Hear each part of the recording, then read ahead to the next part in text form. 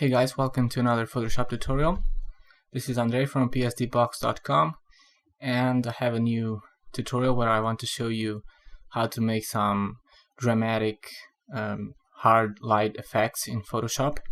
And this is a special tutorial somehow because I don't know exactly what I will do. I already know the effect. I created the effect on another image, but I don't know the end result of this one. You've already seen the result of this tutorial at the beginning of the video, but I don't know what I will do. So when I'm done with this, I'll use that end result as the screenshot that you just seen at the beginning of the video. I usually start with a background image, and I chose this one, but I want to have a portrait format, not this landscape format. So what I will do is use the crop tool to select part of this road like that, and I'll extend this up a bit and maybe make it wider, and right click and choose crop. And the reason why I have this empty part here is because I will mask this. So the first thing I'll do is name this background, and I created this layer mask, and now I will use the gradient tool, use black to white, and I'll zoom in a bit, and I'll create this. I'll press the shift key and click here and drag up like that, and make sure you use the linear one, not the reflected gradient, and reverse it.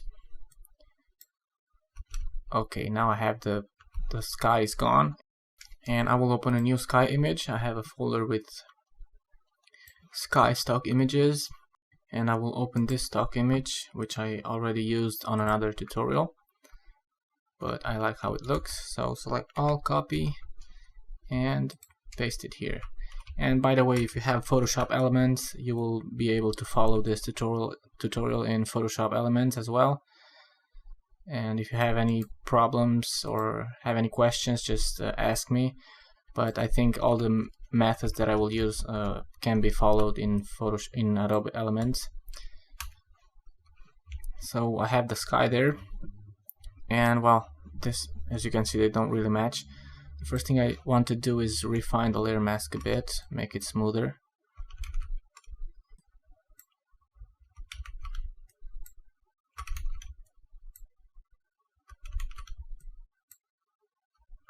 Something like that. And what I will have to do is adjust. In this case, I will adjust the sky to match this road, because I want to have this kind of a orange look. So I'll use maybe a photo filter, or if not, maybe a gradient map. Let's see, photo filter, and let's choose sepia, for example. Well, let's use warming and increase the density, but let's see which one works best. I like this one, and let's try blend modes.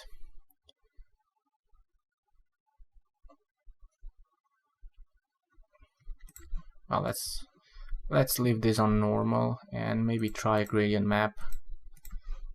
And on the shadows, we'll use this dark blue, and for the highlights, we'll use an orange, like maybe this one. And let's try the soft light blend mode. Soft light doesn't really work.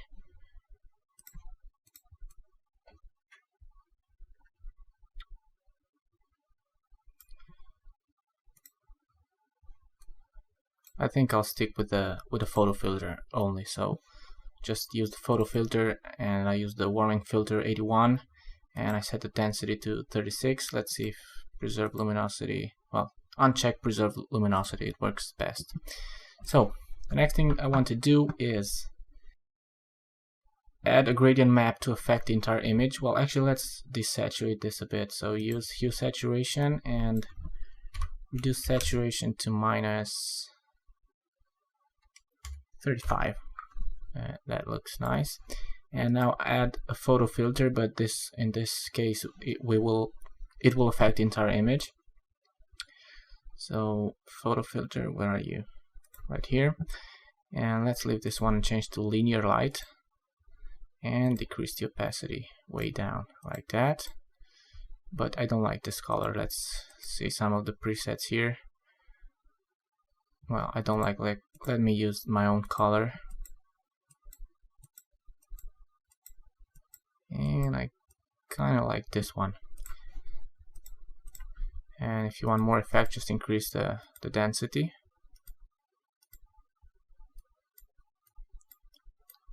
Like so. I want more contrast here, so I'll add a gradient map and use the same colors, blue and yellow.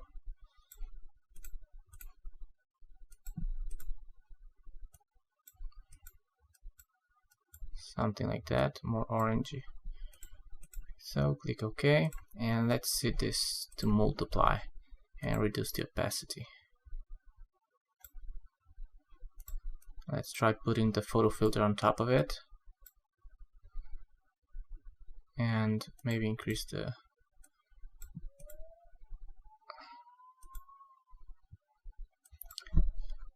I'll use some brighter colors for the gradient map,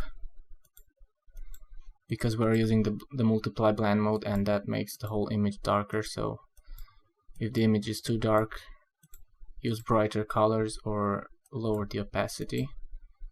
So to 15 is okay. And now just add some levels, because I want more contrast on the midtones.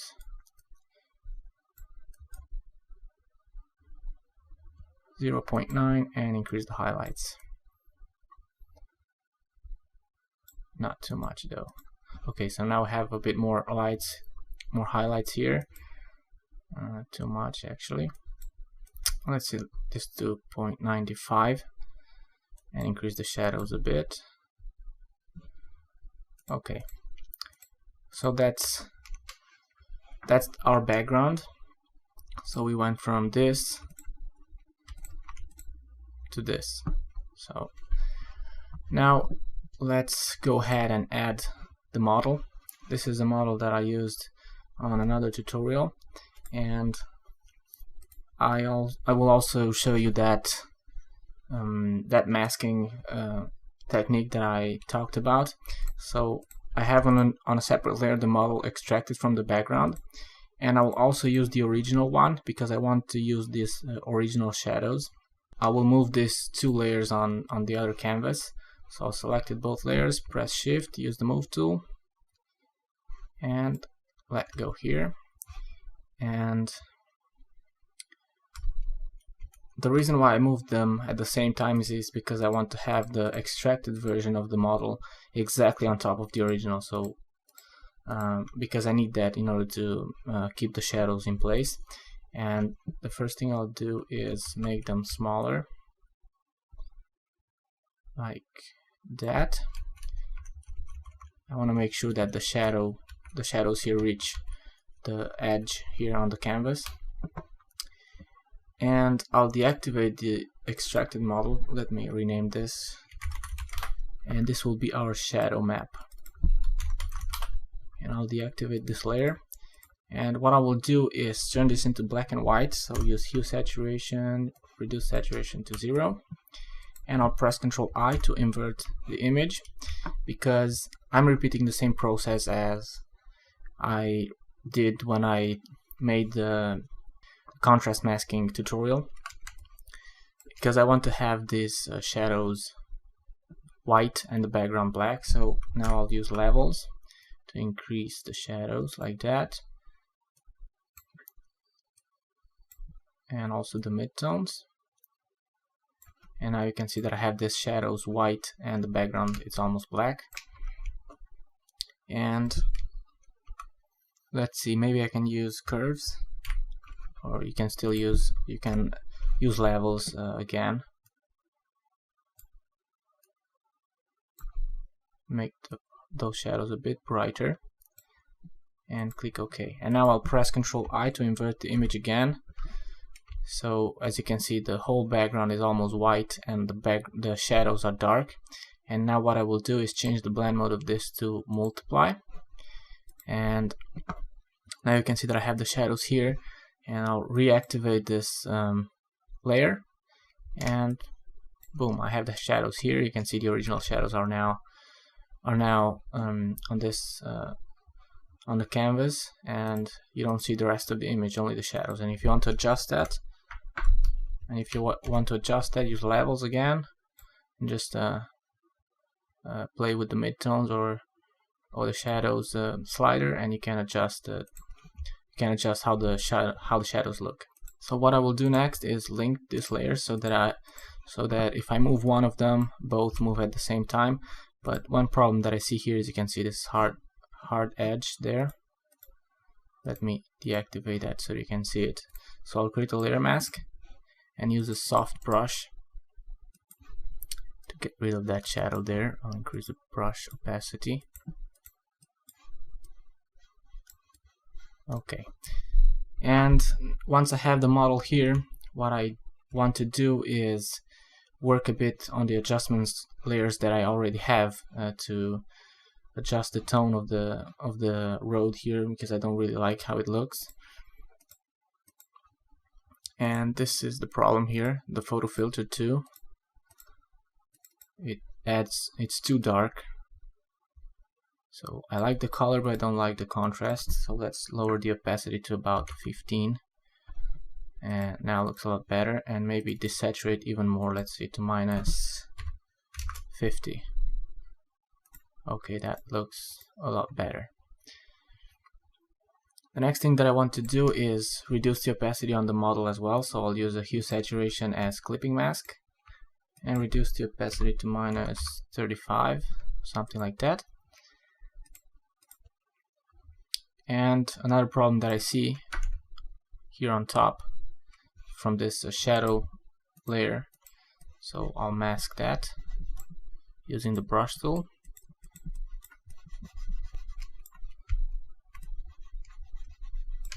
So that's why I used that layer mask there, because I knew I would have some problems with that shadow on some of the areas.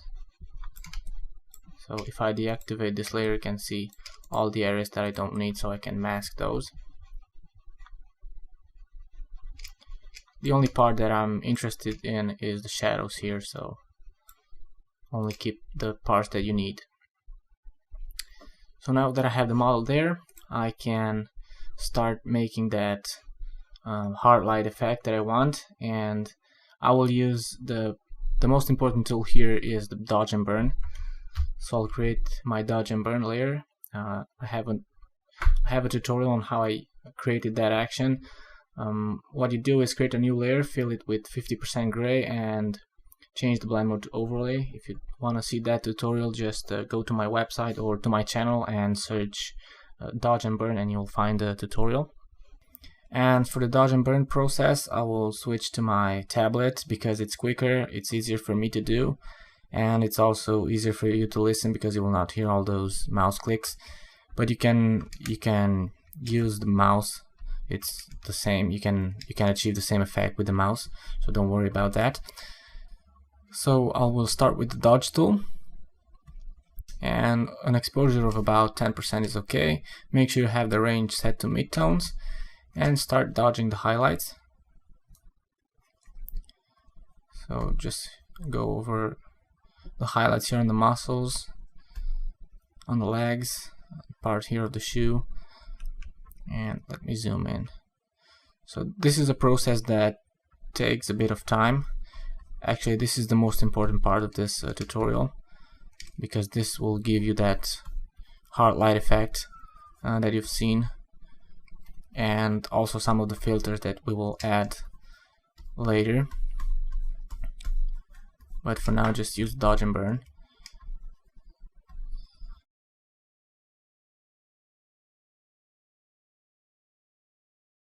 So I'm just using the dodge tool here on the man's muscles and on the body.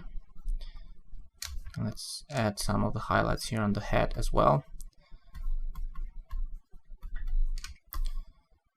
And especially on the folds here on the pants.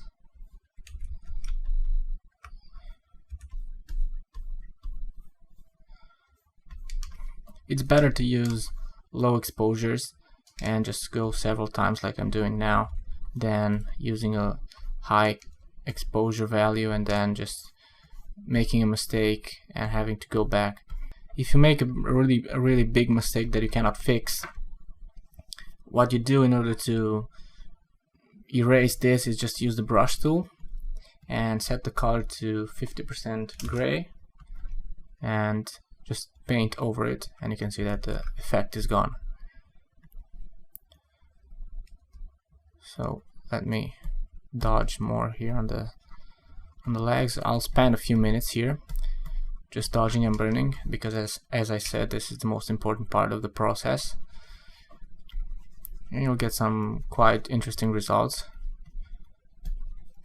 And if you think this is a difficult process, it's just a matter of training your eyes to see the highlights and the shadows, and with a bit of practice you'll get it. So right now I'm using the dodge tool to dodge the highlights, and let's go here on the face as well.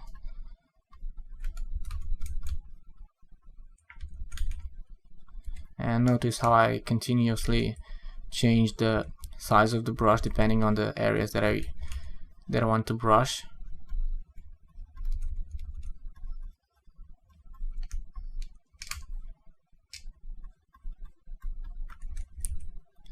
And you'll see how the body of the man will change after using these tools.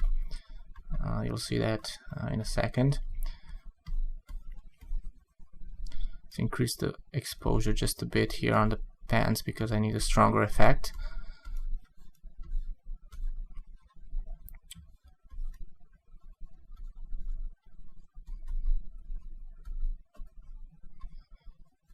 And don't forget about the shoes here. As you can see, this part of the shoe is a lot brighter, so enhance those highlights.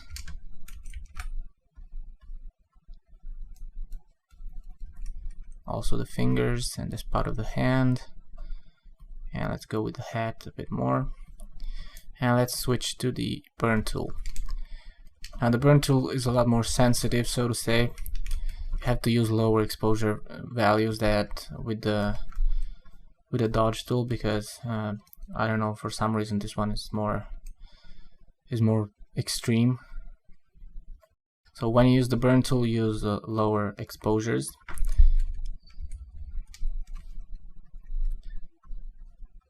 And just burn the shadows. Obviously you don't avoid the areas that you just dodged, otherwise you're just undoing your own work. So that's why you have to adjust your brush to the area that you're burning. So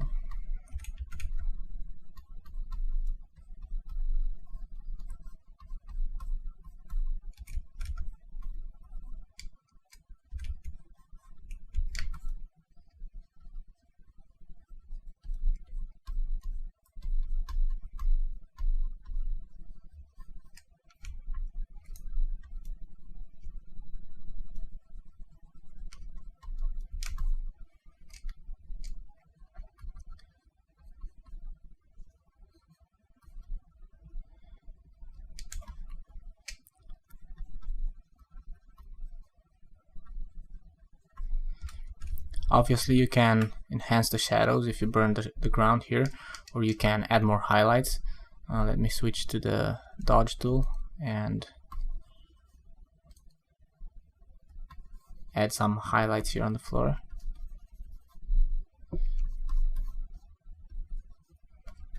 And I want to burn that part of the field there as well.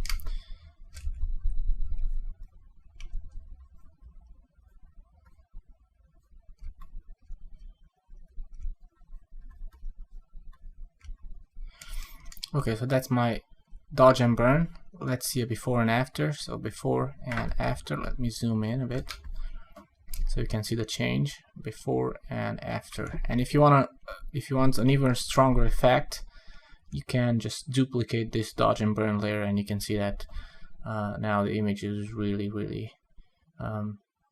strong. I don't really like that, so I'll reduce the opacity of this layer to about 40%. Even more. about 15%. Well, actually I'll delete it and leave only this one and just dodge and burn a little more.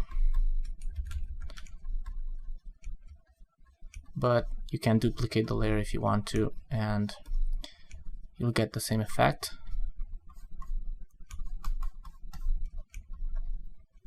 Once you're done with the dodge and burn, you can create a stamp pressing Shift, Control, Alt, and E. Make sure you select the top layer first. And with this layer created, go to Filter, Other, and Set High Pass. And this is where you create a sort of a HDR look. And I'll use about, let's go with 5 pixels, click OK, and set the blend mode of this to overlay. And it just sharpens the image a bit and it adds more contrast. And with this layer selected, go to Filter, Artistic, and choose Paint Daubs. And make sure to set the brush size to 1, set sharpness to about 3 or 4, and make sure you have the brush type set to simple and click OK. And that will add even more sharpness to the image. So as you can see, it adds a lot more contrast and sharpness to the entire image. Once you're done with that, create another stamp, pressing again Shift, Control, Alt, and E. And this time I will turn this into a smart object, because I will apply I will apply some filters which I want to be able to modify if I want to. And the first filter that I will apply is the lighting effects filter, which I like a lot. So go to Filter, Render, Lighting Effects. Just play with this spotlight here, and I want it a bit bigger. That I want the light to come from here, from the top right, and I'll set the intensity to about 13. Always check and uncheck the preview so you can see what you're doing. Increase the material because I want to have more contrast. I'll decrease the focus and just make it a bit bigger. And I want to have some shadows on this part of the image. So that's why I used a smart object, because when I click OK, if I don't like that, I can come back and tweak the settings here. Let's see what we've done so far. So before and after, you can see that strong shadow there, and this part of the image is brighter. And I kind of like how that looks, but let me change the color of the light just a bit, add more yellow, and click OK, and it makes the image a bit more yellow. And the next filter that I will apply, actually it's an adjustment, is the shadow and highlights. This is an adjustment that I don't really use too often, but I really like how the image looks. If you use Adobe Elements, this adjustment is under the Enhance menu maybe. Anyway, you can find it on the menu there, but it has only about 3 sliders. It's a lot simpler to use than this one. This is a bit more advanced. And what I want to do is, well, leave the shadows how they are, maybe remove some of the shadows. With this slider here, you can make the shadows a bit brighter, and you can play with the tonal width, something like that. Maybe let's see what the radius does. Yeah, I like how that works. Check the contrast here. When I change the radius, it makes the image a lot stronger. It adds almost like an HDR look to it. I won't touch the highlights. I already like how they look. And what I really want to change is the midtone contrast. This is the one thing that I like of this adjustment, the midtone contrast. You can increase the contrast on the midtones, so you can really get a high contrast image, but don't overdo it. So let's see a preview before and after. So we added a bit of light on the shadows, there, and let's click OK. So a before and after. You can see how the image looks now. If you want an even stronger lighting effect, what you can do is create another stamp and go to Filter, Sharpen, Unsharp Mask, and increase the radius to about, I don't know, 20 pixels. Let me zoom out a bit and set the amount to, let's see, 70%, and use a radius of about 20 pixels. Yeah, that's okay. Now change the blend mode of this to darken, and you can reduce the opacity to about 50%, and now duplicate the layer and change the blend mode to lighten. And you can group this, well actually let's leave the opacity of both of them to 100%, and select both of them, group them, and now we can change the opacity of the whole group to adjust the amount of effect that we want. So this is a before and after. So that's my hard dramatic light effect that I achieved. Remember that we started from here, and well, this is what I got. I hope you liked the tutorial. If you did, make sure you subscribe to my videos. I have a lot of tutorials coming up of manipulations, techniques, and stuff like that. So thanks for watching, and see you next time.